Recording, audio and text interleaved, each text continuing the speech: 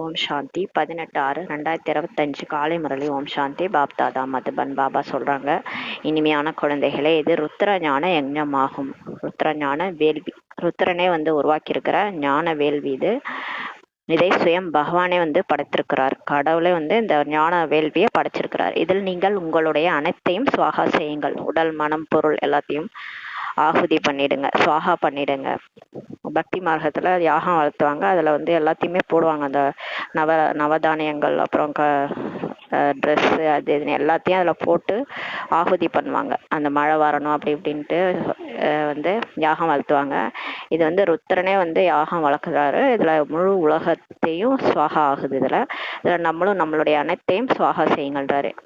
ஏனென்றால் இப்போது வீட்டிற்கு செல்ல வேண்டும்ன்றாரு. ஏன்னா நம்ம இப்போ பரந்தாமத்துக்கு போகணும். அப்போ இங்கே எல்லாத்தையும் நம்ம பாபாட்ட கொடுத்தாதான் பாபா நமக்கு புதுசா புது உலகத்துல கொடுப்பாரு. கேள்வி: சங்கம யுகத்தில் எந்த ஒரு அதிசயமான விளையாட்டு நடக்கிறது? பதில்: பகவானால் படைக்கப்பட்ட யஜ்ஞத்தில் தான் அசுரர்களின் தடை ஏற்படுகிறது. இப்ப கடவுளே யஜ்யம் உருவாக்கி இருக்கிறார். இதுல அசுரர்களுடைய தடை ஏற்படுதுன்றாரு. இது கூட சங்கம யுகத்தில் தான் இந்த அதிசயமான விளையாட்டு நடக்கிறதுன்றாரு. இப்ப சங்கம யுகம், இப்ப பாபா வந்திருக்காரு. ஆத்மா பரமாத்மாவின் சந்திப்பு நடக்குது. அவர் யாகம் வளர்த்துறாரு. அந்த யாகத்துல தடை ஏற்படுத்துறாங்க சில பேரு. இதுதான் அதிசயமான விளையாட்டுன்றாரு. அது இப்பதான் நடக்குதுன்றாரு. இது போன்ற யஜ்ஜம் முழு கல்பத்திலும் வேறு எப்போதும் படைக்கப்படுவதில்லை என்றாரு. அவர் இந்த கடைசியில தான் வராரு. அவர் முன்னாடியே வராரா? சத்தியுகம், தேதாயுகம், துவாபரயுகம் இதெல்லாம் வர்றதில்லை. நம்ம டிஸ்டர்பே பண்றதில்ல. கலியுகம்ல கடைசி பிரிவுல தான் தூய்மையாகுங்கன்னு கேட்கிறாரு. முழு கல்பத்துல வேற எப்பவும் இந்த யஜ்யம் படைக்கப்படுவதில்லை என்றாரு. இது சுயராஜ்யம் அடைவதற்கான ராஜஸ்வ அஸ்வமேத யஜ்ஞமாகும் சொல்றாரு. இந்த எதுக்காக இந்த அஸ்வமேத யாகம்னா, இதுல இந்த சுயராஜ்யம் நம்ம அடைய போறோம்ன்றார். சுயராஜ்யம்னா ஆத்மா தன்னுடைய ராஜ்யத்தை அடைய போகுது. இதில் தான் தடை ஏற்படுகிறதுன்றாரு. ஆனா இதுலதான் மாயா தடை ஏற்படுத்துதுன்றாரு. ஓம் சாந்தி. நீங்கள் எங்கே அமர்ந்திருக்கிறீங்க? அதனை பள்ளி அல்லது பல்கலைக்கழகம் என்றும் கூட சொல்லலாம். நம்ம மதுபனில் உட்காந்துருக்கோம். மதுபனை ஸ்கூல்னு சொல்லலாம், யூனிவர்சிட்டின்னு சொல்லலாம். இது உலகத்துக்கே யூனிவர்சிட்டி, விஸ்வவித்யாலயம் சொல்றாரு. இந்த ஈஸ்வர விஸ்வவித்யாலயத்தின் கிளைகள் கூட இருக்கின்றன. அங்கங்க சென்டர் திறந்துருக்குறாங்க. உலகம் ஃபுல்லா இந்த யூனிவர்சிட்டி இருக்குது. இது இது தலைமை பிரம்மா பாபா தான் கிடையாது. அவர் போன பிறகும் இந்த யஜ்யம் இயங்குது. அதாவது அடுத்தடுத்த தாதிகளின் பெயர்லாம் இயங்குது. இதே இப்போ வெளியில இருக்கிற இதெல்லாம் பார்த்தீங்க, இன்ஸ்டியூஷன்லாம் பார்த்தீங்கன்னா, அந்த தலைமையில் இருக்கிறவரு இறந்துட்டாருன்னா அவ்வளோதான். அதோட அதை யாரும் இயக்க மாட்டாங்க. அதோட முடிஞ்சிடும். இங்க அப்படி கிடையாது. இங்க இது இறைவனே, சுயம் இறைவனே பேக் போனா இந்த யாகத்தை வளர்த்துறாரு இல்லையா? இந்த யஜ்யத்தை, இந்த பல்கலைக்கழகத்தை உருவாக்கி இருக்கிறாரு. இது எங்க பார்த்தாலும் இதோடைய கிளைகள் சென்டர் ஓப்பன் ஆயிருக்குது. பாபா பெரியதிலும் பெரிய பல்கலைக்கழகத்தை திறந்திருக்கிறார். பெரிய யூனிவர்சிட்டி திறந்திருக்கிறார். உலகம் ஃபுல்லா இந்த யூனிவர்சிட்டி இருக்கு. சாஸ்திரங்களில் ருத்ர ஞான யஜ்ஞம் என்று எழுதிட்டாங்க. சாஸ்திரங்களை என்ன எழுதிட்டாங்கன்னா, ருத்ர ஞான யஜ்ஞம்ட்டு எழுதிட்டாங்க. இந்த சமயத்தில் சிவபாபா இந்த பாடசாலை அல்லது பல்கலைக்கழகத்தை திறந்திருக்கின்றார் என்பதை குழந்தைகளாகிய நீங்கள் தெரிந்துள்ளீர்கள் சொல்றார் பாபா. உயர்ந்தாலும் உயர்ந்த தந்தையை இங்க கற்பிக்கின்றார். பகவான் நமக்கு கற்பிக்கின்றார் என்பது குழந்தைகளுடைய புத்தியில் நினைவிருக்க வேண்டும் சொல்றாரு. கடவுளே எனக்கு பாடம் எடுக்கிறாருன்றது நம்ம புத்தியில இருக்கணும். பகவானுடைய யஜ்ஞம் படைக்கப்பட்டுள்ளது. இது பெயர் பெற்றதாகுன்றாரு. பகவானுடைய யஜ்யம் தான் இப்ப படைக்கப்பட்டது, ருத்ர ஞான யஜ்ஞம்.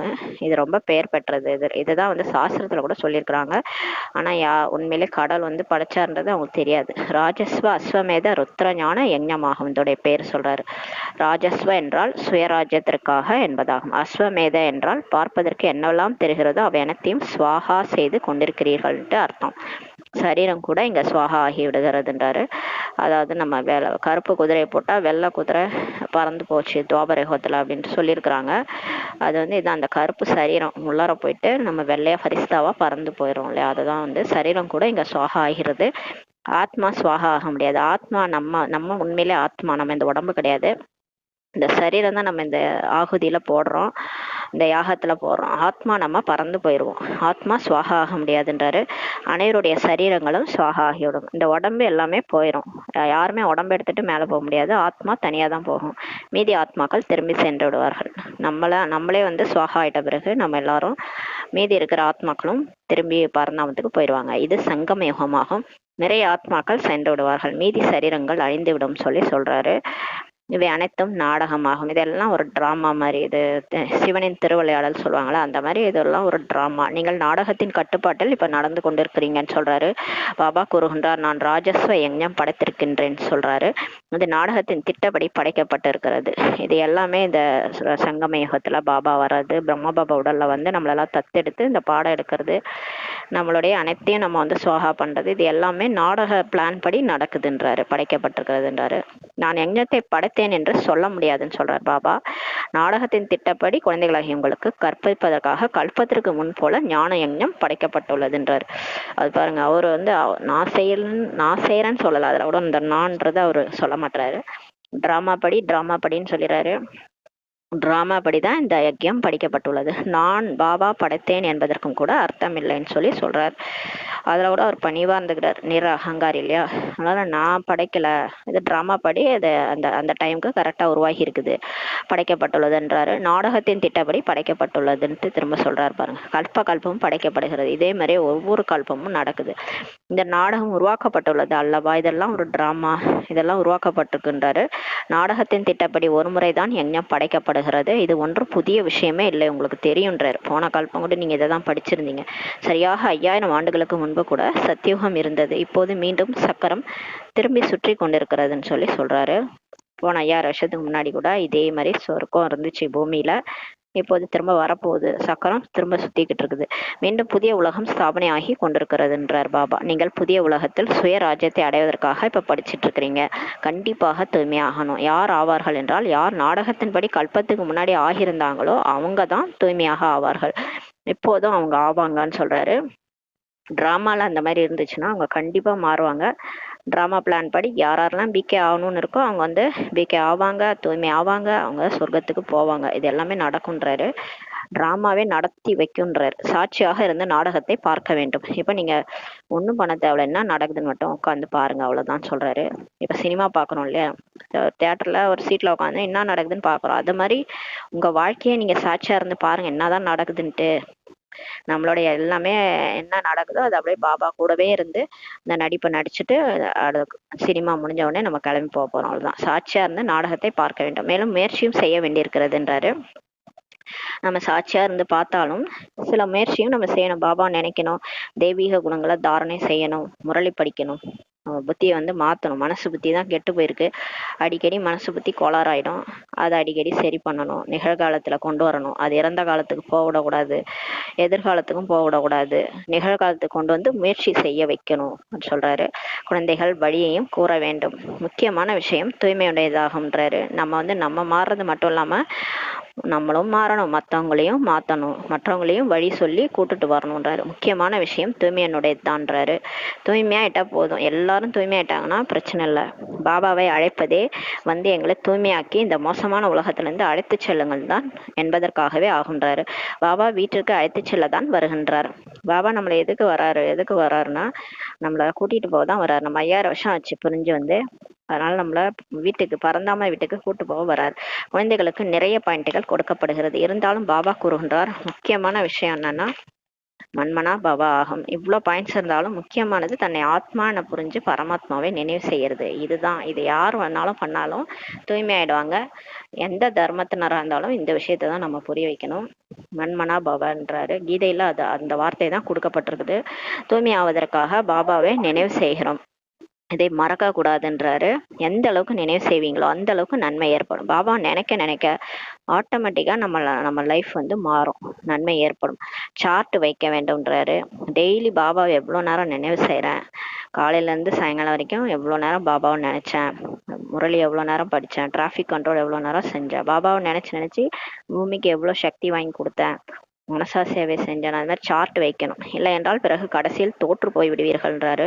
இப்போ சார்ட் வைக்காம விட்டுட்டீங்க, நீங்க மாட்டுக்கு பாபா நினைக்காம விட்டுட்டீங்கன்னா கடைசியில பாபா நினைவு வராது இல்லையா. அது ப்ராக்டிஸ் ஆகலைன்னா அது என்ன கடைசியில வராது, பாபா நினைக்க மாட்டோம். இங்க சரீர உணர்வு சரீர சம்பந்தப்பட்ட யாரையாவது நினைச்சிட்டு சரீரம் விட்டோம்னா நம்ம ஃபெயில் ஆயிடுவோன்றாரு. நாம் தான் சதோ பிரதானமானவர்களாக இருந்தோம். உலகத்திலேயே நம்ம தான் ரொம்ப தூய்மையானவங்களா வாழ்ந்தோம். ஃபர்ஸ்ட் வரிசைக்கிரமான முயற்சியின்படி யார் உயர்ந்தவர்களாக ஆகிறார்களோ அவர்கள் தான் அதிகம் உழைக்க வேண்டியிருக்கும் என்பதை குழந்தைகள் புரிந்து கொள்கிறார்கள்ன்றாரு. இப்போ வரிசை கிரமம் இருக்கு, ஃபர்ஸ்ட், செகண்ட், தேர்டு, ஃபோர்த்துன்ற மாதிரி. இதுல யார் ரொம்ப லட்சுமி நாராயணன் மாதிரி ஆகுறாங்களோ அவங்களாம் அதிகம் உழைக்கணும்ன்றாரு. அதை நம்மளே புரிஞ்சுக்கிறோன்றாரு. இன்னும் கொஞ்ச காலம்தான் இருக்கிறது என்பதை புரிந்து கொள்கிறார்கள். பிறகு சுகத்தின் நாட்கள் வரும்போது வரும் என்பது நினைவில் இருக்க வேண்டும். இன்னும் கொஞ்ச காலம்தான், துக்கம் முடிஞ்சு போச்சு, நம்ம துக்கம்லாம் மாறி சுகமா மாறப்போகுது, சுகத்தின் நாட்கள் வரும் என்பதை நினைவில் இருக்க வேண்டும்ன்றாரு. நம்முடைய அளவற்ற சுகத்தின் நாட்கள் இப்ப வரப்போகிறது. இப்ப அளவற்ற துக்கம் பார்த்துட்டோம் இல்லையா, இன்னும் பார்க்க போறோம். அளவற்ற துக்கம் உலகம் ஃபுல்லா அந்த நடக்குது இல்லையா, அதெல்லாம் நம்ம பாக்குறதுக்கே கஷ்டம். அந்த மனதளவுல தைரியம் இருந்தாதான் அந்த உலகம் ஃபுல்லா நடக்கிற துக்கத்தை நம்மளால பார்க்க முடியும். அதுக்குதான் சக்தி கொடுக்குறாரு. அளவற்ற துக்கத்தை இப்ப பார்த்துட்டீங்க இல்லையா, நம்முடைய அளவற்ற சுகத்தின் நாட்கள் இப்ப வரப்போகுதுன்றாரு. பாபா ஒரு முறை தான் வருகின்றார். பாபா வர்றதே கடைசியில சங்கம யுகத்துல, கல்பத்துல ஒரு முறைதான் வராரு. துக்கதாமத்தை அழித்து நம்முடைய சுகதாமத்திற்கு அழைத்து செல்கின்றார் சொல்றாரு. இப்போது நாம் ஈஸ்வரிய குடும்பத்தில் இருக்கின்றோம். பிறகு தெய்வீக குடும்பத்திற்கு செல்வம் என்பதை குழந்தைகளாகிய நீங்கள் இப்போது தெரிந்துள்ளீர்கள் சொல்லி பாபா சொல்றாரு.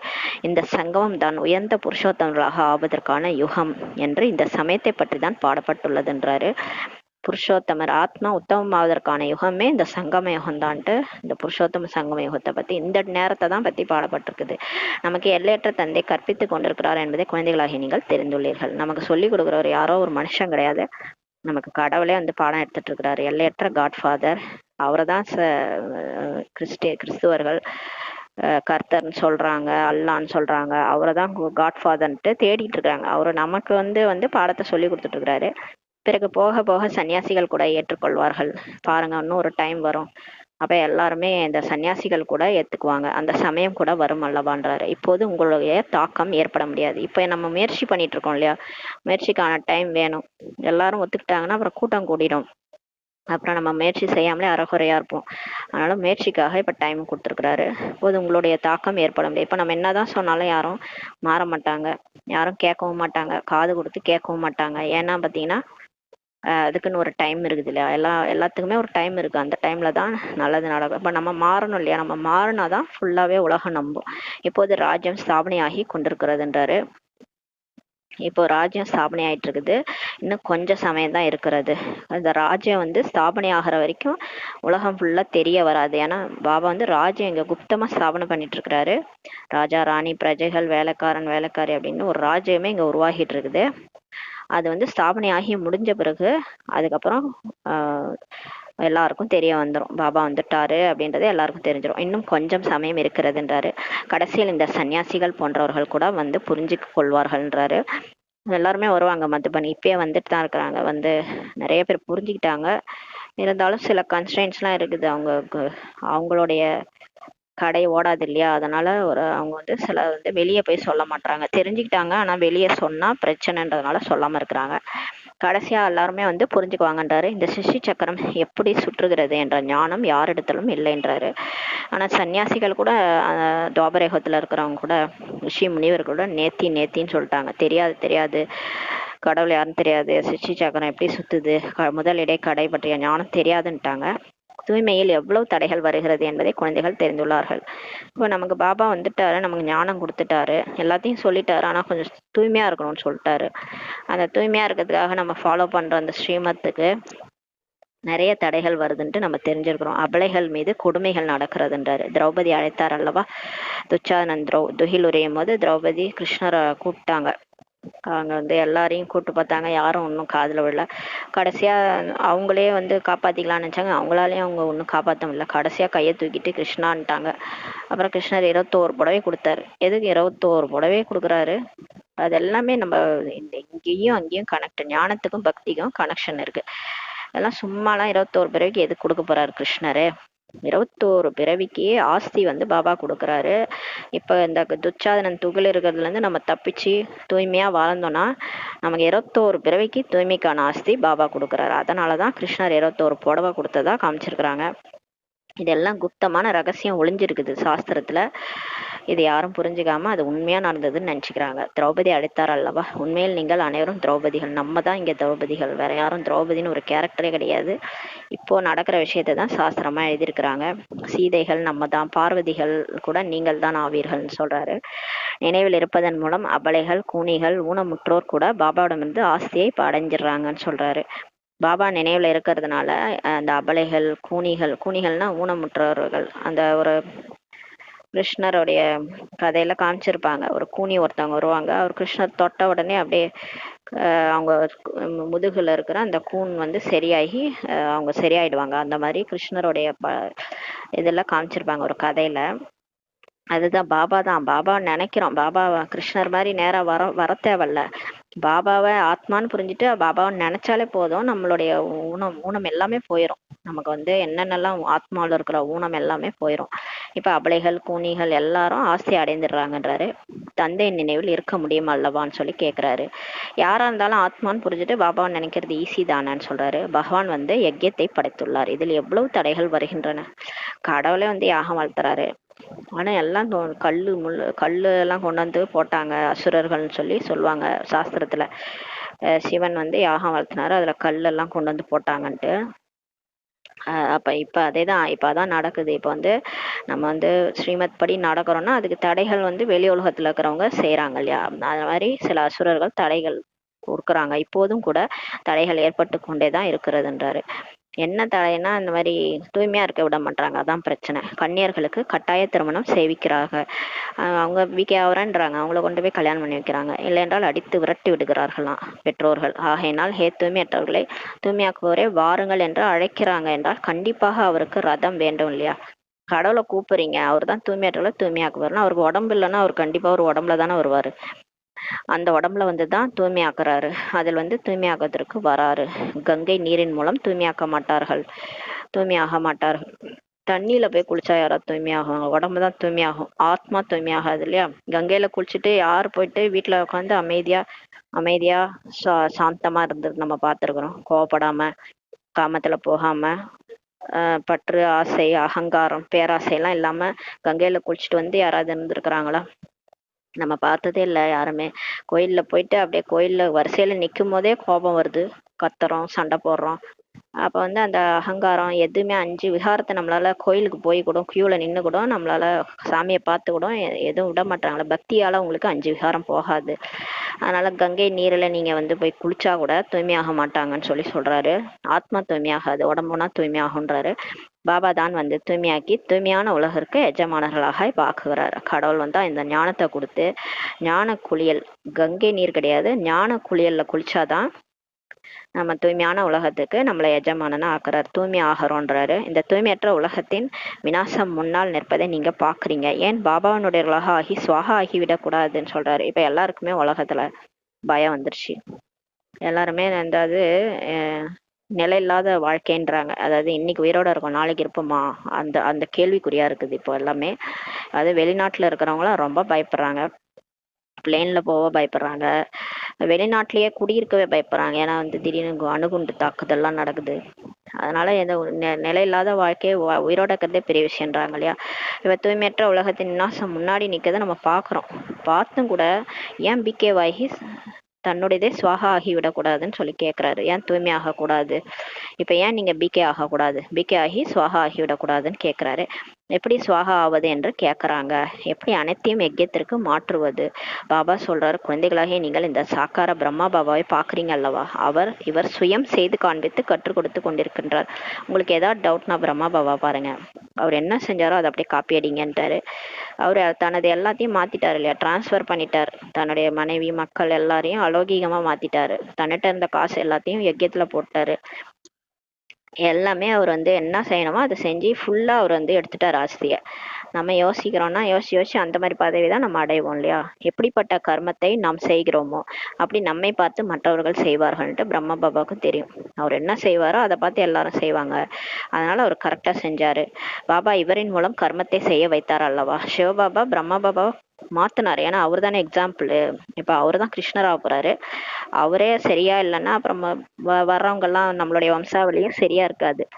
அதனால யார் செய்வாங்களோ அவங்க அடைவாங்க. அதனால ஃபர்ஸ்ட் அவரை செய்ய வச்சாரு, செய்ய வச்சு அவரை கிருஷ்ணராக்குனாரு. அந்த பிரம்மா பாபாவா சிவபாபா தான் செய்ய வச்சார் அல்லவா. அனைத்தையும் யஜ்யத்தில் சுவாகா செய்து விட்டார்.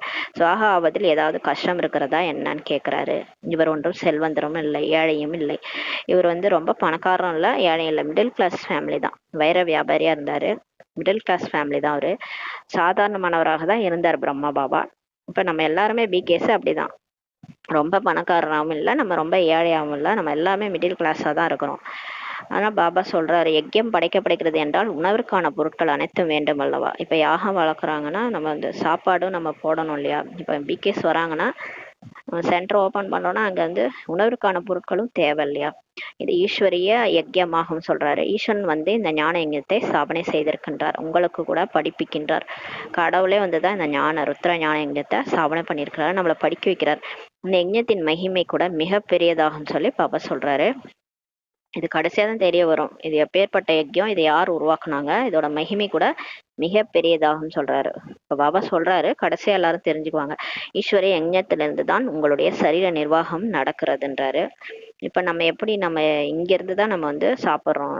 யாரெல்லாம் சரண்டர் ஆயிருக்காங்களோ அங்க பாபாவுடைய பண்டாரால இருந்து தான் எடுத்து சாப்பிட்றாங்க இல்லையா. அதன் மூலம் தான் சரீர நிர்வாகம் நடக்குதுன்றாரு. நமக்கு கூட அப்படிதான், வெளியில இருக்கிறவங்களும் எல்லாத்துல இருக்கிறவங்களும் பாபா படியளந்தது தான். அவர் கொடுத்த உடல் மனம் பொருள் தான் இப்ப நம்ம யூஸ் பண்ணிட்டு இருக்கிறோம். யார் தங்களை அர்ப்பணமானவர்கள் என்று புரிந்து கொள்கிறார்களோ, யார் சமர்ப்பணமானவர்களோ, பாபாக்கு அர்ப்பணமாயிட்டாங்களோ, அவர்கள் நாம் கருவிகளாக இருக்கிறோம்ட்டு புரிஞ்சிருப்பாங்கன்றாரு. இவை அனைத்தும் ஈஸ்வரனுடையது. நாம் சிவபாபாவின் யஜ்யத்திலிருந்து உணவை சாப்பிடுகிறோம் என்பதை புரிந்து கொள்ள வேண்டிய விஷயம் அல்லவான்றாரு. யாரா இருந்தாலும் சரி, அது வீட்டுல இருந்தாலும் சரி, சென்டர்ல இருந்தாலும் சரி, நம்ம வந்து இப்ப எல்லாமே இது ஈஸ்வரன் போட்ட பிச்சையில தான் நம்ம வாழ்ந்துட்டு இருக்கிறோம். போன கல்பம் இந்த முரளி படிச்சிருப்போம் இல்லையா, அந்த முரளி மூலமா தான் நமக்கு இப்ப கடைசி வரைக்கும் படியால இருக்கிறாரு. இந்த கடைசி பிறவி கூட அவர் போட்ட பிச்சை தான். 84 பிறவிக்கும் உடல் மனம் பொருள் உறவினர்கள் எல்லாமே பாபா வந்து கொடுத்ததுதான். கடவுள் தான் படைக்கிறாரு இல்லையா. அவர் கொடுத்த இதை தான் நம்ம இப்ப சாப்பிட்டுட்டு இருக்கிறோம்ட்டு நம்ம எல்லாருக்கும் தெரியும். அனைவரும் இங்கே வந்து தங்கி விடக்கூடாது. எல்லாராலையும் மதுபன் வர முடியாது இல்லையா. சிலருக்கு அந்த பார்ட் இருக்கும், அதனால அவங்க போய் மதுபன்ல தங்கி சேவை பண்ணுவாங்க.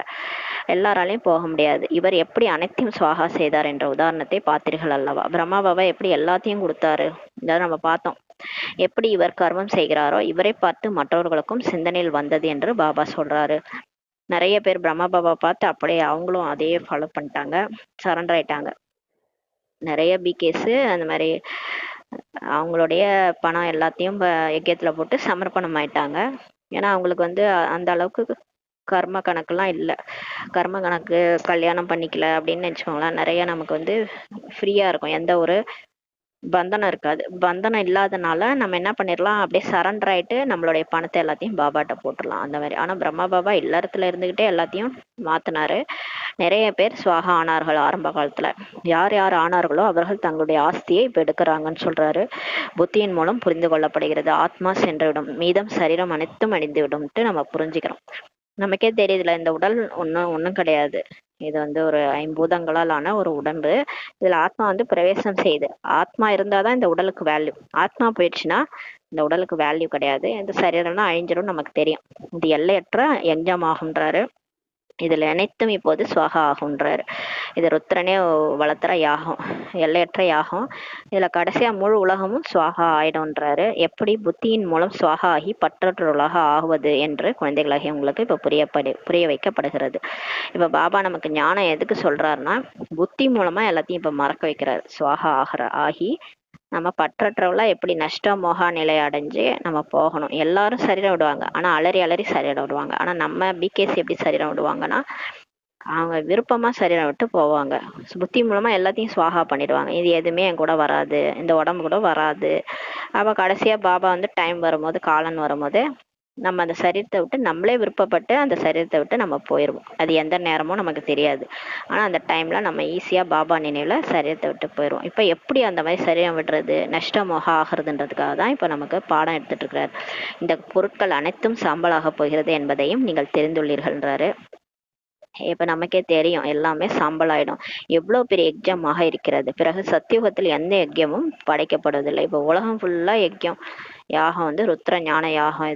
இதுல எல்லாமே சுவாகா ஆகுது, முழு உலகம் சுவாகா ஆகுது. அதுக்கப்புறம் சொர்க்கத்துல இந்த மாதிரி யஜ்யம்லாம் படைக்கப்படுதில்லை. எந்த தொந்தரவும் இல்லை சொர்க்கத்துலன்றாரு. இங்கதான் உங்களுக்கு இந்த தொந்தரவு, இந்த துக்கத்தெல்லாம் பார்ப்பீங்க. சொர்க்கத்துல உங்களுக்கு எதுவுமே இல்லை, எல்லாமே சுகம்தான்றார். இந்த பக்தி மார்க்கத்தின் அநேக யஜ்யங்கள் அனைத்து முடிந்து விடுகிறது. ஞான கடல் ஒரு பகவானே ஆவார். அவர்தான் மனித சிருஷ்டியின் விதையாக இருக்கிறார். சத்தியமானவராக, உயிரோட்டமானவராக, சைத்தன்யமாக இருக்கிறாரு. அவர்தான் ஒரே ஒரு கடவுள் தான். மனித சிருஷ்டியின் விதையும் அவர்தான். சத்தியம் சிவம் சுந்தரம் சொல்றோம். சைத்தன்யமா இருக்கிறார். கடவுள் ஒன்றும் ஜடம் கிடையாது. ஒரு லிங்கம் செஞ்சு வச்சுட்டு அதான் கடவுள்ன்ட்டு சொல்றாங்க இல்லையா. அவர் அந்த மாதிரி ஜடம் கிடையாது. உயிரோட்டமா நம்ம எப்படி இப்ப ஆத்மா நம்ம பேசிட்டு இருக்கிறோம் இல்லையா, அந்த உடல் கிடைச்சிருக்கு நம்ம பேசுறோம். அது மாதிரி நம்மள மாதிரி அவரும் உயிரோட்டமா இருக்கிறாரு. அவரும் ஒரு உயிர் தான், அவருக்கும் உடல் கிடைச்சா பேசுவார். அப்படிதான் பிரம்மா பாபா உடல்ல வந்து அவர் பேசினாரு. அவரு உயிரோட்டமா சைத்தன்யமா இருக்கிறார். கடவுள் உயிரோட இருக்கிறாரு, நம்ம கூட தான் இருக்கிறாரு. சரீரம் ஜடமாகும், ஆத்மா தான் உயிரோட்டம் உள்ளதாகும் சொல்லி பாபா சொல்றாரு. இந்த சரீரம்லாம் நீங்க பாக்குறீங்களா, இதெல்லாம் ஒரு ஜடம் தான். இதுல ஆத்மா இல்லைன்னா அந்த சரீரம் வேல்யூவே கிடையாது. ஆத்மா தான் உயிரோட்டம் உள்ளதாகன்றார். அதே மாதிரி கடவுளும் உயிரோட்டம் உள்ள ஒருத்தர். அவருக்கு உடம்பு கிடைச்சா அவரும் வந்து பேசுவார் நம்மகிட்ட. அவர் ஞான கடலாக இருக்கிறாரு. குழந்தைகளாகிய உங்களுக்கு ஞான கடல் அமர்ந்து இப்ப கற்பிக்கின்றார். அவர்கள் வெறுமனே பாடி கொண்டிருக்கிறாங்க பக்தி மார்க்கத்துல, ஆனால் பாபா உங்களுக்கு ஞானம் அனைத்தையும் சொல்லி கொண்டிருக்கிறார்னு சொல்றாரு. ஞானம் ஒன்றும் அதிகமாக இல்லை. உலக நாடக சக்கரம் எவ்வாறு சுத்துது என்பதை மட்டும் புரிஞ்சுக்கணும், அவ்வளவுதான். 5000 வருஷம் இந்த டிராமா நடக்குது. இதுல 4 யுகங்கள் நடக்குது. இதுல நம்ம ஆத்மா தான் விதவிதமான நடிப்பு நடிச்சு வந்திருக்கிறோம். இப்ப கடைசி பிறவில இருக்கிறோம். இதுதான் ஞானம், ஒன்றும் அதிகமா இல்லை. இங்கே தந்தை அவரே உங்களுக்கு கற்பித்து கொண்டிருக்கிறார். சாதாரண உடலில் பிரவேசிக்கிறேன் என்று சொல்றாரு. பாக்கிய ரதம் கூட புகழ்பெற்றதாக இருக்குது. பாகிரதன் இருந்தாரு. கங்கையை வந்து ஆகாயத்துல இருந்து கொண்டு வந்து பூமிக்கு கொண்டு வந்தாரு. பாக்கிரதன், பாக்கியசாலி ரதம்னு சொல்லுவாங்க. அது யாருன்னா பிரம்மா பாபா உடல் தான். அவர் வந்து ஆகாயத்துல இருக்கிற கங்கைன்னா சிவபாபா வந்து ஞான கடல், அந்த ஞான கங்கைய இவர் வாய் மூலமா நமக்கு கொடுக்குறாரு. அதை தான் வந்து சாஸ்திரத்துல அப்படி எழுதிட்டாங்க. பாபா கண்டிப்பாக மனித உடலில் தான் வருவார். அவருக்கு சிவன் என்ற ஒரே ஒரு பெயர் தான் இருந்து வருகிறது. மற்ற அனைவருடைய பெயரும் மாறுகிறதுன்றாரு. இவருடைய பெயர் மாறுவதே இல்லை. அவருக்கு பிடிச்ச பெயரும் சிவன் தான். மற்றபடி பக்தியில் அநேக பெயர்களை வைத்துட்டாங்கன்னு சொல்லி பாபா சொல்றாரு. பக்தியில போலோநாத், பண்டாரி, என்னென்னமோ நிறைய பேர் வச்சுட்டாங்க இல்லையா. பபுல்நாத், காசி விஸ்வநாத், எல்லாமே பாபாவுக்கு விதவிதமான பேர் வச்சுட்டாங்க. தந்தைக்கு அல்லா, ஈஸ்வரன், ஜெஹோவா, காட்ஃபாதர் சொல்றது எல்லாமே இவர் தான். அவரு தான் வந்து நமக்கு இப்ப பாடம் எடுத்துட்டு இருக்காரு. இங்கே சிவபாபா தான் இருக்கின்றார். சிவன் நன்மை செய்பவர் என்று சொல்லப்படுகிறது. சிவன்னாலே கல்யாணக்காரின்னு சொல்றாங்க. நல்லது செய்வார், அன்பே சிவம் சொல்றாங்க இல்லையா. அப்ப அவர் நல்லதுதான் செய்வார். பகவான் தான் வந்து புதிய உலகமான சொர்க்கத்தை இப்ப ஸ்தாபனை செய்கின்றார். எனவே நன்மை செய்பவர் தான் நல்லவான்றாரு. கடவுள் சொர்க்கத்தை தான் கொடுக்குறாரு, நரகத்தையா கொடுக்குறாரு? நம்ம தான் அந்த உலகத்தை இப்படி நரகமாக்கிட்டோம். ராவண வழிபடி நடந்து அவர் பாபா வழிபடி நடந்தனா இந்த உலகம் சொர்க்கமா மாறும். ஏன்னா அவர் நன்மை செய்பவர் தானே. பாரதத்தில் சொர்க்கம் இருந்தது என்பதை நீங்கள் தெரிந்துள்ளீர்கள். இப்போது நரகமாக இருக்கிறது, பிறகு கண்டிப்பாக சொர்க்கமாக ஆகும். இதனை புருஷோத்தம சங்கமயுகம் என்று சொல்லப்படுகிறது என்றார். இப்போது பாபா படகோட்டியாக வந்து உங்களை இந்த கரையிலிருந்து அந்த கரைக்கு அழைத்து செல்கின்றார். அது பழைய துக்கம் நிறைந்த உலகமாகும். பிறகு நாடகத்தின்படி கண்டிப்பாக புதிய உலகமாக ஆகும்னு சொல்றாரு. அதற்காகவே நீங்கள் இப்போது முயற்சி செய்து கொண்டிருக்கிறீங்க. நம்ம எல்லாரும் மாறிட்டோம்னா நமக்காக புது உலகம் வேணும். அப்ப இந்த உலகம், பழைய உலகம் முடிஞ்சிடும். பாபானுடைய நினைவு தான் அடிக்கடி மறந்துடுது. இதில் தான் உழைப்பு இருக்கிறதுன்றாரு. ஆனா நம்ம பண்ற பெரிய தப்புன்னா தெரியுமா, நம்ம கலியுகவாசியா எப்படி இருந்தோமோ அதே மாதிரி சாதாரணமா இருக்கிறோம். பாபாவை நினைக்க மறந்துடுறோம். நம்ம இந்த கலியுகத்தை விட்டு தப்பிக்கணும். சங்கம யுகத்துல பாபாவை நினைக்கணும். நினைச்சாதான் சொர்க்கமா மாறும். சத்தியுகத்துக்கு போக முடியும். இல்லைன்னா நம்ம வந்து பழையபடியே இங்க இருந்துட்டு துக்கத்தை தான் அனுபவிக்கணும். அதனால பாபாவின் நினைவு அடிக்கடி மறந்துடுது. இதுல தான் முயற்சி இருக்குன்றாரு. மற்றபடி உங்களின் மூலம் என்ன பாவ கர்மம் நடந்ததோ அதனுடைய தண்டனை கர்ம வினையின் ரூபத்தில் அனுபவிக்கத்தான் வேண்டும் சொல்றாரு. இதுல வந்து விகேஎஸ் நான் விகேஎஸ்லாம் பார்க்க மாட்டாரு. யாரா இருந்தாலும் சரி, தவறு தான். தர்மராஜ் பொறுத்த வரைக்கும் பிகே தானே, அதனால உனக்கு பாதி தண்டனை எல்லாம் சொல்ல மாட்டாரு. கடைசியா வந்து தண்டனை வந்து எல்லாரும் அனுபவிச்சுதான் ஆகணும். நம்ம மூலமா என்ன பாவ கர்மம் நடக்குதோ அந்த தண்டனை வந்து நம்ம வந்து கண்டிப்பா கர்ம வினையின் ரூபத்துல அனுபவிக்கணும்ன்றாரு. கர்ம வினையை கடைசி வரை அனுபவிக்கத்தான் வேண்டும்ன்றாரு. இப்ப கூட நம்ம சில உடம்பால நோய், உறவினர்களிடம் பிரச்சனை, இதெல்லாம் நம்ம சந்திக்கிறோம் இல்லையா. இது எல்லாமே வந்து கர்ம வினை தான். அதாவது 63 ஜென்ம பாவம். அதை தான் நம்ம இப்ப அனுபவிச்சுட்டு இருக்கிறோம். கடைசி வரை எல்லாரும் அனுபவிச்சுதான் ஆகணும். அதில் மன்னிப்பு கிடைக்க முடியாதுன்னு சொல்றாரு. பாபா மன்னித்திடுங்கள் என்பதெல்லாம் கிடையாது. ஏன்னா இப்ப ஒருத்தவங்க மன்னிச்சா 800 கோடி பேரும் வந்து அவங்கள மன்னிச்சிங்களா, என்னையும் மன்னிங்கன்னு கேட்பாங்க இல்லையா. இப்ப கொலை செஞ்சுட்டு மன்னிங்கன்னு சொன்னா அவர் மன்னிப்பாரா கடவுள்? ஒரு உயிரை துடிக்கி கொலை பண்றீங்க, கழுத்தை தனியா அதை தனியா வெட்டி போடுறீங்க, அப்புறம் எப்படி பாபா வந்து மன்னிப்பாரு? ஒருத்தவங்க மன்னிச்சா எல்லாரையும் மன்னிக்க வேண்டியது வரும் இல்லையா. அதனால அவர் மன்னிப்பு எல்லாம் கொடுக்க மாட்டார். தர்மராஜ் கரெக்டா சட்டம் வந்து இருக்கிறதுலே ஹைகோர்ட்டு, சுப்ரீம் கோர்ட்டு, ஹைகோர்ட் எல்லாம் விட சுப்ரீம் கோர்ட் வந்து பாபாவுடைய கோர்ட்டு தான். அங்க தர்மராஜா அவர் தான் நீதிபதியா உட்கார்ந்துருப்பாரு. அங்கெல்லாம் வந்து எதுவும் வச்சுலாம் பார்க்க மாட்டாரு. பிகேவா நான் பிகேலாம் பார்க்க மாட்டாரு. கரெக்டா என்ன தப்பு பண்ணமோ அதுக்கான தண்டனை 4 கோணத்திலையும் விசாரிச்சு கரெக்டான தண்டனை கொடுக்கப்படும். ஆனா மன்னிப்புலாம் கிடைக்க முடியாதுன்றாரு. இப்பவே நீங்க உங்களுடைய கர்மாவெல்லாம் மாத்திக்கங்க, சுகர்மா செய்யுங்க, பாபா நினைவுல இருந்து காரியம் செய்யுங்கன்றாரு. அதனாலதான் தவறு நடக்காது, நம்ம மூலமா தவறு நடக்க கூடாது, இப்பவே மாத்திக்கணும்ன்றாரு. பாபா மன்னித்துடுங்கள் என்பதெல்லாம் கிடையாது, மன்னிப்பு எதுவும் கிடையாது, அனைத்தும் நாடகத்தின்படிதான் நடக்குதுன்றாரு. மன்னிப்பு போன்ற எதுவுமே இல்லைன்றாரு. மன்னிச்சுன்னா இன்னும் இப்ப ஸ்கூல்ல போயிட்டு நம்ம வந்து டீச்சர்கிட்ட கேட்போமா, நான் வந்து மார்க் போடுங்க அப்படின்னு கேட்போமா? கேட்க மாட்டோம் இல்லையா? அது மாதிரிதான் இங்கேயும் மன்னிப்பு போன்ற எந்த விஷயமே இங்க கிடையாதுன்றாரு. கணக்கு வழக்குகளை முடிக்கத்தான் வேண்டும் சொல்றாரு. அதாவது நம்ம என்னென்ன நம்ம செஞ்சோமோ நம்மளுடைய கர்மாவின் படி நமக்கு என்னென்ன நடக்கணுமோ அதெல்லாம் கண்டிப்பா நடக்கும். அது வந்து பாபா நினைவுல நம்ம வந்து ஈஸியா முடிப்போம், அவ்வளவுதான். இப்ப வந்து ஈட்டி மாதிரி வர பிரச்சனைகள் வந்து ஊசி மாதிரி நமக்கு தெரியும். எப்படின்னா நம்ம சக்திசாலியா இருக்கும்போது அந்த பிரச்சனை சாதாரணமா தெரியும். பாபா நினைவுல ஈஸியா நம்ம வந்து முடிச்சிருவோம். கணக்கு வழக்குகள் மற்றபடி இருக்கதான் செய்யும், எல்லாமே நம்ம முடிக்கணும், முடிக்கதான் வேண்டாம். இதுல வந்து நான் என்னால முடியாது அப்படின்லாம் ஒன்றும் செய்ய முடியாது, என்னால முடியாதெல்லாம் சொல்ல முடியாது. ஏன்னா எல்லாத்தையும் நம்ம தான் அனுபவிக்கணும்ன்றாரு. சமோ பிரதானத்துல இருந்து சதோ பிரதானமாக ஆக வேண்டும். இப்ப தூய்மையா ஆகணும். நீங்க வந்து இந்த ஒரே பிறவிதான், இந்த ஒரே பிறவிலேயே பாபாவையும் நினைச்சு தூய்மை ஆகணும்.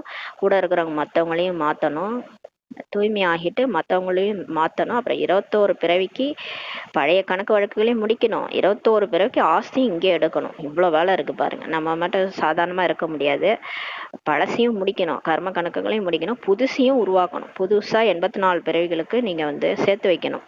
அதையும் பாபா நினைச்சுதான் நம்ம சேர்த்து வைக்கணும். இப்ப கண்டிப்பா தூய்மை ஆகணும்ன்றாரு. அதற்கு ஸ்ரீமத்தும் கிடைக்கிறது.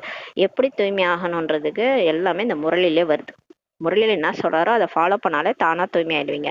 ஸ்ரீ ஸ்ரீ சிவபாபாவனுடைய ஸ்ரீமத்தின் மூலம் நீங்கள் உயர்ந்தவர்களாக தேவதையாக இப்ப ஆகுறீங்கன்றார். இப்ப நமக்கு வழி காட்டுறவர் யாருன்னா ஸ்ரீ ஸ்ரீ சிவபாபா.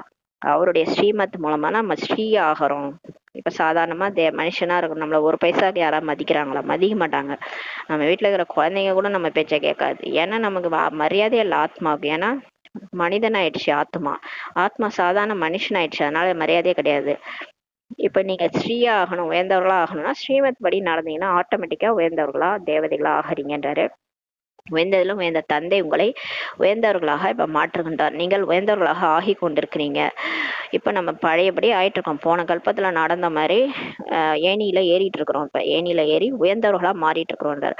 பாபா கல்பமாக வந்து நமக்கு இப்ப படிப்புகின்றார் என்ற நினைவு இப்போது உங்களுக்கு வந்துள்ளதுன்றாரு. இப்ப உங்களுக்கு கொஞ்சம் கொஞ்சமா கோமா போயிட்டே இருக்குது. உங்களுக்கு ஞாபகம் வந்துருச்சு, பாபா வந்து போன கல்பம் வந்த மாதிரி இந்த கல்பம் வந்து என்னை படிக்க வைக்கிறாரு. அரை கல்பம் அந்த படிப்பினுடைய பலன் இப்ப கிடைக்கிறதுன்றாரு.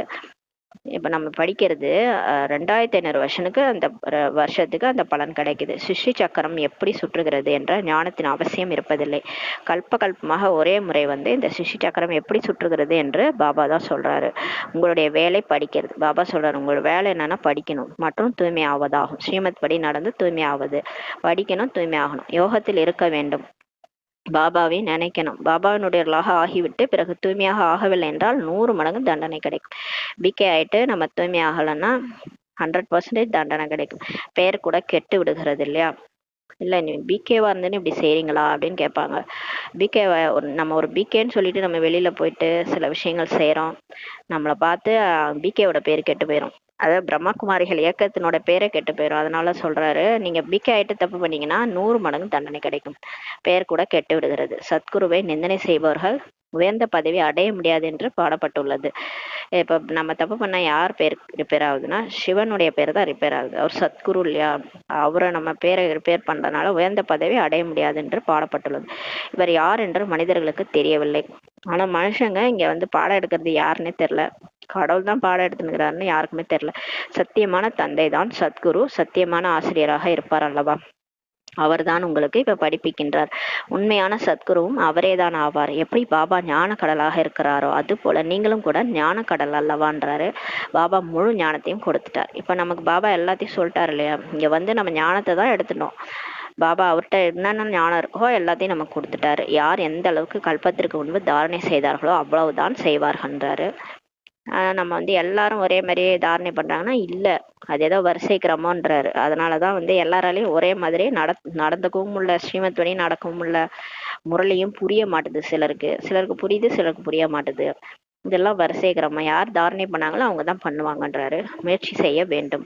கர்மம் செய்யாமல் யாருமே இருக்க முடியாது. எவ்வளவு ஹடயோகம் போன்றவைகளை செய்யறாங்க சன்னியாசிகள்லாம், ஹடயோகம் செய்யறாங்க, அதுவும் கர்மம் தானேன்றார். இது கூட வாழ்க்கைக்கான ஒரு தொழிலாகும். புகழ் கிடைக்கிறது, நிறைய பணம் கிடைக்கிறது, அதனால நீரின் மீது நெருப்பின் மீதெல்லாம் நடக்கிறாங்க. பறக்க மட்டும் முடியாதுன்றாரு. பறக்கணும்னா பெட்ரோல் போன்றவை வேண்டும் அல்லவா, ஆனால் இவற்றின் மூலம் எந்த பலனும் இல்லை. இந்த மாதிரி பறக்கிறது, நீரின் மேல நடக்கிறது, நெருப்பு மேல நடக்கிறது, அத சித்தி அஷ்டமா சித்திகள்லாம் கத்துக்கிட்டு செய்யறதுனால ஒரு பிரயோஜனம் இல்லைன்ட்டார் பாபா. தூய்மையாக ஆவதே இல்லை. இதனால ஆத்மா தூய்மையாகுதா? சும்மா இந்த ரித்தி சித்திகள்லாம் பண்ணிட்டு மனிதர்களை மயக்கிறது, இதனால என்ன பிரயோஜனம்ன்றாரு. தூய்மையாக ஆகிறதே இல்லை. அறிவியலாளர்களுடைய போட்டி கூட இருக்கிறது, சயின்டிஸ்டோட போட்டி கூட இருக்குது. அவர்களுடையது அறிவியலின் போட்டி, உங்களுடையது அமைதியினுடையதாகுன்றாரு. நம்மளது அவங்களது சயின்ஸ் பவர்னா, நம்மளது சைலன்ஸ் பவர். அனைவரும் அமைதியை தான் வேண்டுறாங்க. இப்போ உலகத்துல என்ன எல்லாம் சயின்ஸையா விரும்புறாங்க? சரி, ஒரு வாஷிங் மிஷின் வாங்குறோம், ஒரு ஃப்ரிட்ஜ் வாங்குறோம், எத்தனை நாளைக்கு உழைக்குது? என்னதான் அது வேலை செய்யுது? கொஞ்ச நாளைக்கு உழைக்குது. அதால இப்ப வர பிரச்சனை வேற. ஒரு ஏரோப்ளைனே வெடிச்சு போகுது. என்ன, நம்ம இந்த சயின்ஸ் கண்டுபிடிச்ச பொருள்னால நிம்மதியாவா வாழ முடியுது? அதாலேயே நமக்கு வந்து பிரச்சனை வருது. அது ஏதோ ஏசி வெடிச்சிருதுன்றாங்க, எல்லாம் வெடிச்சு போய் நமக்கே தான் பிரச்சனை ஆயிடுது. அதனால இப்ப என்ன, எல்லாரும் சயின்ஸையா விரும்புறாங்க? எல்லாரும் அமைதி தான் விரும்புறாங்க. எங்கேயாவது என்ன தனியா ஒரு இடத்துக்கு கூட்டின்னு போயிருங்க, இங்க பிடிக்கவே இல்லை வாழன்னு தான் எல்லாரும் சொல்றாங்க. பாபா கூறுகின்றார், அமைதி உங்களுடைய சுய தர்மம், உங்களை ஆத்மா என்று புரிந்து கொள்ளுங்கள்ன்றாரு. பாபா சொல்றாரு, அமைதி தேடி நீங்க எங்கேயும் போக தேவையில்ல. ராணியோட கழுத்து மாலை மாதிரி அவங்க கழுத்திலேயே மாலையை போட்டு தேடிட்டு இருந்தாங்களாம். ஒரு ஒரு கண்ணாடி ரூம்ல போய் பார்த்த பிறகுதான் தெரிஞ்சுதான் அவங்க கழுத்திலேயே மாலை இருந்ததுன்னு. நீங்க அமைதி தேடி எங்கேயும் போக தேவையில்ல, உங்களுக்குள்ளாரதான் அமைதி இருக்குன்றாரு. எங்க போனாலும் உங்களுக்கு கொடுமன் கோயிலுக்கு போன கதை தான். அங்க ஒரு கொடுமை நின்னுச்சான்ற மாதிரி நம்ம வந்து அமைதின்ட்டு போய் எங்க போனாலும் நமக்கு அமைதி கிடைக்காது. அமைதியா உட்காந்து ஆத்மான்னு புரிஞ்சுட்டு பாபான்னு நினைச்சீங்கன்னா ஆட்டோமேட்டிக்கா அமைதி வந்துடும். எங்க இருந்தாலும் வரும், அது உங்க வீட்டிலே இருந்தாலும் வரும்ன்றாரு. உங்களுடைய சுய தர்மமே உங்களை ஆத்மா என்று புரிந்து கொள்ளுங்கள். உங்களுடைய வீடான சாந்தி தாமத்திற்கு செல்ல வேண்டும். இது துக்க தாமமாகும். இங்க நீங்க எங்க போனாலும் நிம்மதி கிடையாது இல்லையா? ரோட்ல நடந்து போயிட்டு இருந்தா சுவர் இடிஞ்சு விழுந்துரும், இல்ல ஏரோப்ளைன்ல போனா ஏரோப்ளைன் வெடிச்சிடும். அந்த மாதிரி ஒரு உலகமா இது இருக்குது இல்லையா? இது வந்து துக்கதாமமாகும். நாம் சாந்தி தாமத்துல இருந்து பிறகு சுகதாமத்திற்கு வருவோம். நம்ம பரந்தாமம் போயிட்டு இப்ப சொர்க்கத்துக்கு வருவோம். இந்த துக்கதாமம் இப்ப அழிய வேண்டும். இதை நல்ல விதத்தில் தாரணை செய்து பிறகு மற்றவர்களையும் தாரணை செய்ய வைக்க வேண்டும். இதை நீங்க புத்தியால நல்லா புரிஞ்சுக்கங்க. புரிஞ்சுக்கிட்டு மத்தவங்களுக்கும் சொல்லுங்க இதெல்லாம். ஆனா உலகத்துல எல்லாருக்குமே இப்ப தெரிஞ்சிருச்சு. நம்ம வந்து இந்த விநாசத்தை பத்தி எல்லாம் சொல்ல வேண்டிய அவசியம் இல்லை.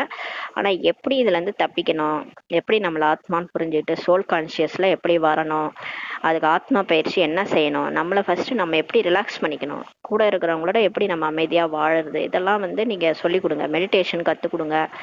அதான் நம்ம தாரணை பண்ணிட்டு மத்தவங்களுக்கும் தாரணை செய்ய வைக்கணும்ன்றாரு. இன்னும் கொஞ்ச நாட்களே இருக்கிறதுன்றாரு. அந்த படிப்பு படித்து விட்டு பிறகு சரீர நிர்வாகத்துக்காக மண்டையை உடைத்து கொள்ள வேண்டியிருக்கிறது.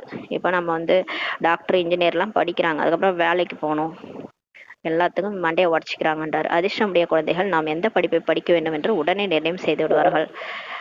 இப்போ வந்து இந்த பிகே ஆயிட்டு இந்த படிப்பை யாராவது படிச்சுட்டாங்கன்னா, அவங்களுக்கு புத்தி போட்டு ஓப்பன் ஆயிடுச்சுன்னா கண்டிப்பா அவங்க புரிஞ்சுக்குவாங்க. இப்போது நம்மளுடைய கடைசி பர்த்து, அடுத்த பர்த்து நம்ம தேவதையாக போறோம், இந்த படிப்பை படிச்சாதான் நமக்கு வந்து அதிர்ஷ்டம்ன்ட்டு அதிர்ஷ்டமுடைய குழந்தைகள் புரிஞ்சுக்குவாங்கன்றாரு. அதெல்லாம் விட்டுட்டு இதுல வந்து இறங்கிடுவாங்க. அந்த படிப்பின் மூலம் என்ன கிடைக்கிறது மற்றும் இந்த படிப்பின் மூலம் என்ன கிடைக்கிறதுன்னு சொல்லி பாபா கேட்கிறாரு. அந்த படிப்பின் மூலம் ஒரு பிறவிக்கு ஆஸ்தி. இப்ப டாக்டர் படிச்சீங்கன்னா ஒரு பிறவில டாக்டர் ஆவீங்க, அவ்வளவுதான். அடுத்த பிறவில குழந்தை பிறந்து வந்து நான் டாக்டர்னு சொன்னா ஒத்துக்குவாங்களா? குழந்தையால பேசவும் முடியாது, அதுவே எப்படி வைத்தியம் பார்க்கும் எல்லாருக்கும். அதனால ஒரு பிறவிதான் டாக்டர். இந்த படிப்பின் மூலம் நீங்க 21 பிறவிகளுக்கு பலன் உருவாகிறது. நீங்க இப்ப எவ்வளவு ஞானம் எடுக்கிறீங்களோ, எவ்வளவு சேவை செய்யறீங்களோ, எவ்வளவு பாபாவை எல்லா சம்பந்தத்திலையும் நினைக்கிறீங்களோ, எவ்வளவு பாபா நினைக்கிறீங்களோ அவ்வளவு ஆரோக்கியமான உடல் கிடைக்கும், சொந்த பந்தங்கள் எல்லாம் கிடைக்கும். 21 பிறவிக்கு கிடைக்கும். 21 பிறவி நீங்க எத்தனை பிறவி எடுக்கிறீங்களோ அத்தனை பிறவிக்கும் சொந்த பந்தங்கள்ல இருந்து இருக்கிற வீடுல இருந்து வீடு எல்லாம் எப்படி கிடைக்குது? இங்க நீங்க செல்வத்தை பாபாக்கு செலவு பண்ணியிருந்தீங்கன்னா அங்க வீடு கிடைச்சிரும். அங்க ஒரு மாளிகை கிடைச்சிரும். அப்புறம் உங்க சொந்த பந்தங்கள்லாம் எப்படி வருவாங்க? நீங்க பாபாவை இங்க வந்து எல்லா உறவாவும் நினைக்கணும். அப்பதான் எல்லா உறவாவும் அங்க கிடைப்பாங்க உங்களுக்கு. எல்லாமே இங்க பண்ற மெடிடேஷன் ப்ளஸ் நீங்க இங்க பண்ற சேவை தான் உங்களுக்கு வந்து 84 பிறவிக்கு கிடைக்கும்ன்றாரு. எனவே நாம் எந்த படிப்பை படிக்க வேண்டும் என்று இப்ப சிந்தனை செய்ய வேண்டும். இப்ப நீங்க புரிஞ்சுக்கோங்க, நீங்களே தேர்ந்தெடுங்க. நான் அந்த படிப்பு படிக்கட்டுமா இந்த படிப்பு படிக்கட்டுமான்ட்டு யோசிங்கன்றாரு. யார் எல்லையற்ற தந்தையிடமிருந்து ஆசை அடைய வேண்டுமோ அவர்கள் எல்லையற்ற படிப்பை படிப்பதில் ஈடுபடுவார்கள். இப்போ நம்ம வந்து அந்த படிப்பு படிக்கணும்னா இப்போ படிக்கணும், நம்ம ஏழையா இருக்கிறோம், அப்போ நம்ம ஸ்கூலுக்கு போகணும் படிக்கணும், காலேஜுக்கு போனோம்னா படிக்கணும், சரி படிங்க, அது கூடவே இதையும் படிங்க, ஏன்னா இதுதானே முக்கியம், இதுதான் 21 பிறவிக்கு வரும். இதை படிச்சீங்கன்னா மைண்டு ஃப்ரீயா இருக்கும். அது கூட அதையும் சேர்த்து படிச்சீங்கன்னா இன்னும் நீங்க மெடிடேஷன் பண்ணிக்கிட்டே படிச்சீங்கன்னா சூப்பரா அந்த பாடம்லாம் மண்டையில ஏறிடும். அதனால பாபா சொல்றாரு, யார் எல்லையற்ற தந்தையிடம் ஆசை அடைய வேண்டுமோ அவர்களின் எல்லையற்ற படிப்பு எல்லையற்ற படிப்பை படிப்பதில் ஈடுபடுவாங்கன்றார். ஆனால் நாடக திட்டப்படி யாருடைய அதிர்ஷ்டத்திலாவது இல்லை என்றால் பிறகு அந்த படிப்பில் மூழ்கிடுவாங்கன்றார். சிலர் என்ன திரும்ப பண்றாங்க, அப்படியே அவங்க படிப்பு தொழில் அதுலயே மூழ்கிட்டு எனக்கு டைமே இல்லை, எனக்கு முரளி கேட்கலாம் டைமே இல்லை, சென்டருக்கு வரலாம் டைமே இல்லைன்னு சொல்லிடுவாங்க. அட்லீஸ்ட் முரளியாவது கேட்கலாம்ல, அதை கூட பண்ண மாட்டாங்க, மெடிடேஷனும் பண்ண மாட்டாங்க. இதெல்லாம் வந்து அவங்களே இழக்கிறாங்கன்னு அர்த்தம். இந்த படிப்பை படிப்பதில் நேரம் இல்லை என்று சொல்றாங்க. எந்த ஞானம் நன்றாக இருக்கிறது என்று பாபா கேட்கிறாரு. உங்களுக்கு அந்த படிப்பு பிடிச்சிருக்கா, இல்ல இந்த படிப்பு ஆத்மாவுக்கு கேட்க பிடிச்சிருக்கிறா, எந்த கல்வி உங்களுக்கு நல்லா இருக்குன்னு கேட்கிறாரு. அந்த படிப்பின் மூலம் என்ன கிடைக்கும் மற்றும் இதன் மூலம் என்ன கிடைக்கும், உலகாய கல்வியின் மூலம் என்ன கிடைக்கும், பாபா ஏதோ கொஞ்சம் சம்பாதிப்போம்ட்டு சொல்றாங்க. பாபா நான் இன்ஜினியரிங் படிச்சா 1 லட்ச ரூபா சம்பாதிப்பேன், இந்த பிறவிக்கு 1 லட்ச ரூபா சம்பாதிப்பீங்க, அது எவ்வளவு காலம் இந்த உலகம் இருக்க போகுது, இதுல 1 லட்ச ரூபா சம்பாதிச்சு நம்ம என்ன பண்ண போறோம், எல்லாம் மண்ணோட மண்ணா வேற போக போகுது. அடுத்து நம்ம 21 இந்த படிப்பு படிச்சோன்னா 21 பிறவிக்கு அப்படியே டெபாசிட் ஆகுது. இங்கே பகவான் படிப்பிக்கின்றார், நாம் படித்துவிட்டு ராஜ்ய பதவி அடைய வேண்டும் எனும்போது எந்த விஷயத்தில் அதிக கவனம் கொடுக்க வேண்டும் சொல்லி பாபா சொல்றாரு. பாபா அந்த படிப்பை படித்து விட்டு பிறகு வருவோம் என்று சிலர் சொல்றாங்க. சிலர் பிகே ஆயிட்டு என்ன பண்றது, பாவம் அவங்க பிகே ஆயிட்ட பிறகு அவங்க படிக்க வேண்டிய சூழ்நிலை வந்துருது. அப்ப நாங்க அதை படிச்சுட்டு நாங்க இங்க வரோம் பாபான்ட்டு சொல்றாங்க. இவர்களுடைய அதிர்ஷ்டத்தில் இல்லை என்று பாபா புரிஞ்சுக்கிறாரு, இவங்களுக்கு லக்கே இல்லைன்ட்டு புரிஞ்சுக்கிறாரு. என்ன பண்றது, இந்த ஞானம் படிச்சோம்னா நமக்கு 84 பிறவிக்கு ஆஸ்தி, அதெல்லாம் புரிஞ்சிக்காம போயிடுறாங்க. என்ன நடக்க போகிறது என்பதை இன்னும் போக போகத்தான் பார்க்க வேண்டும். சரீரத்தின் மீது நம்பிக்கை இல்லை என்று புரிஞ்சு கொள்கிறார்கள். அப்படி என்றால் உண்மையான வருமானத்தை சம்பாதிப்பதில் ஈடுபட வேண்டும் அல்லவான்றாரு. இப்ப யாருக்கு எப்ப மரணம் எப்ப ஒண்ணு தெரியல, மரணம் தலைமையில இருக்குது இல்லையா. நம்ம எவ்வளவு நாள் நம்ம இந்த உடம்புல இருக்கிறோமோ அவ்வளவு நாள் தான் நம்மளால படிக்க முடியும். அப்ப எவ்வளவு வருமானம் நம்ம சம்பாதிக்கணும் இல்லையா. அப்ப இந்த முரளியை எவ்வளவு தூரம் படிக்கணும், அதுல ஈடுபடணும் அல்லவான்றாரு. யாருடைய அதிர்ஷ்டத்தில் இருக்குமோ அவர்கள் தான் தங்களுடைய அதிர்ஷ்டத்தை உருவாக்காங்க. நாங்கள் பாபாவிடமிருந்து ஆசி எடுத்து விட்டு தான் விடுவோம் என்று வேகம் முழுமையாக எல்லாருக்கும் இருக்கணும்ன்றாரு.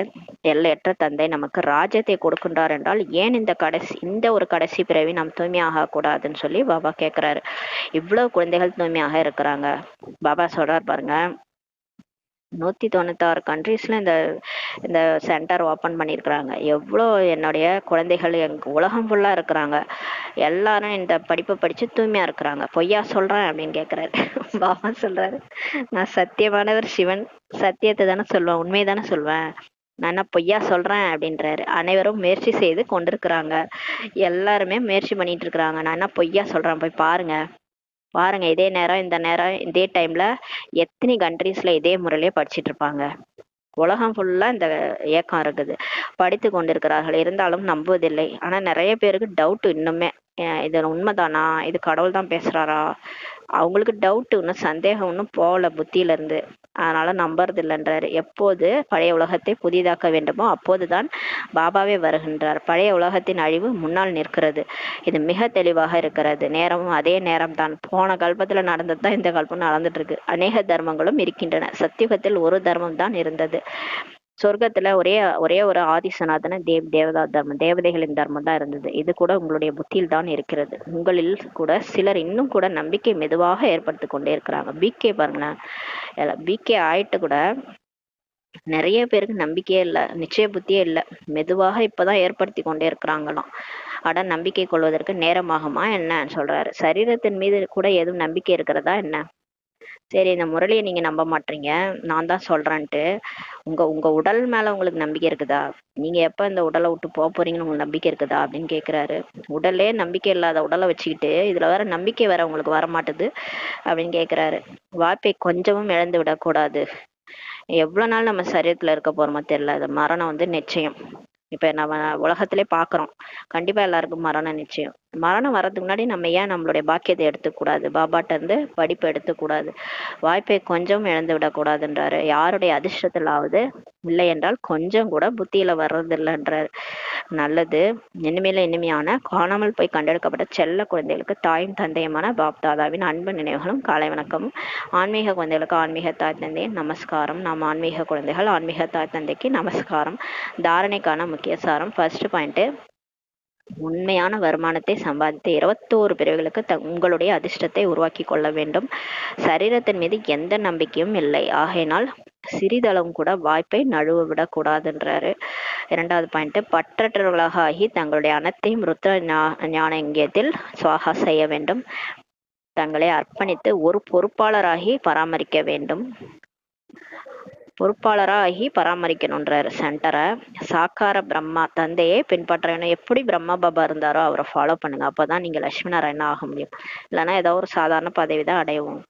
வரதானம், ஈஸ்வரிய நஷா போதை மூலம் பழைய உலகை மறக்கக்கூடிய சர்வ பிராப்தி சம்பன்னம் ஆகுக.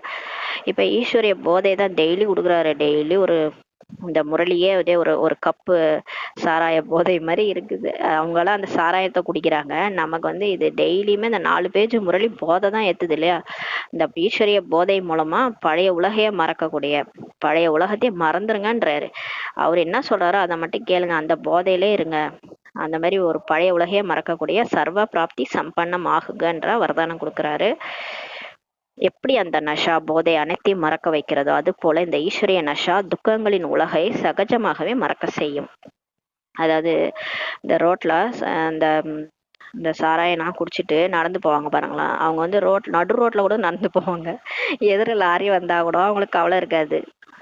என்ன அந்த போதையே அப்படி எல்லாத்தையும் மறக்க வைக்குது, அதாவது உலகத்தையே மறக்க வைக்குது. ரோட்லயே படுத்து கிடப்பாங்க, ஏதாவது அடிச்சுட்டு போனா கூட தெரியாது, நாய் கடிச்சாலும் தெரியாது. அந்த போதை அப்படி எல்லாத்தையும் மறக்க வைக்குது இல்லையா? அது போல நமக்கு இந்த ஈஸ்வரிய நஷா போதை வந்து துக்கங்களின், இந்த எல்லையற்ற இந்த துக்கங்களின் உலகத்தையே நம்மள சகஜமாகவே மறக்க செய்யன்றாரு. நீங்க எப்பயுமே இந்த முரளியே சிந்தனை பண்ணிட்டு பாபாவே நினைச்சிட்டே இருங்களேன். சுத்தி என்ன நடக்குதுன்னே தெரியாது, உலகத்துல ஏதோ நடந்துட்டு இருக்கும், ஆனா நம்ம ஃபுல்லா பாபா நினைவு.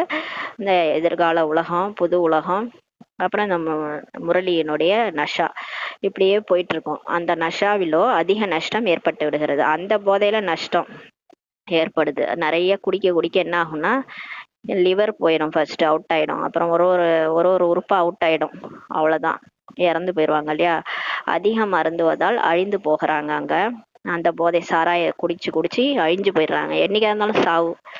சாராயத்தை குடிச்சு அழிஞ்சு போகிறாங்க. ஆனால் இந்த நஷா அவினாஷி ஆக்கிவிடும். ஆனா நம்மளுடைய இந்த முரளி, இந்த அவினாஷி ஈஸ்வரிய நஷா இருக்கு இல்லையா, இது அழிவற்றதா நம்மளை ஆக்கிடும். ஆத்மாவினுடைய போதை இது, இது அழிவற்றவரா நம்மளை ஆக்கிடும். அது அழிய செய்யும், இது அழிவற்றவரா நம்மளை ஆக்கிடும். யார் சதா ஈஸ்வரிய நஷாவில் மூழ்கி இருக்கிறாங்களோ அவர்கள் சர்வ பிராப்தி சம்பன்னம் ஆகிடுறாங்க. எப்பயுமே அந்த ஈஸ்வர போதையில யார் மூழ்கி இருக்கிறாங்களோ அவங்களுக்கு எல்லாமே கிடைச்சு போகுது. அவங்களுக்கு அந்த 21 பிறவி மட்டுமல்லாம், 21 பிறவிக்கு தங்க மாளிகை, வைர வைடூரியங்கள், சுத்தி உறவினர்கள், தேவதைகள், எல்லாருமே நமக்கு தேவதைகள் கிடைக்கிறாங்க. அப்புறம் உடுக்க ட்ரெஸ்ஸு, 36 வகை உணவு, இதெல்லாம் 21 பிறவிக்கு. அதுக்கப்புறம் துவாபரயுகத்துல இருந்து ராஜா ஆகிறோம். துவாபரயுகத்துலயும் நல்லாதான் வீடு வாசல் அரண்மனை கோயில் கட்டுறோம், எல்லாமே கிடைக்குது உறவினர்கள்ட்டு.